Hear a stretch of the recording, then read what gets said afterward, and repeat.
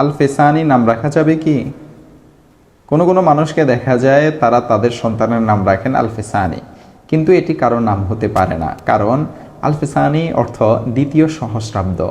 এখন আমরা ভেবে দেখি এটি কি কারো নাম হতে পারে?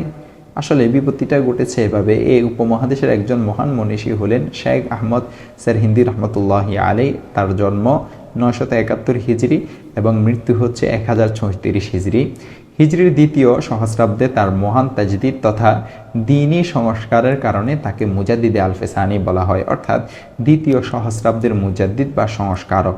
এটি তার উপাধি, ফলে মানুষ তাকে মুজাদ্দিদে আল ফেসানি বলে স্মরণ করে এবং তার নামের চেয়ে তার উপাধিটা বেশি প্রসিদ্ধ।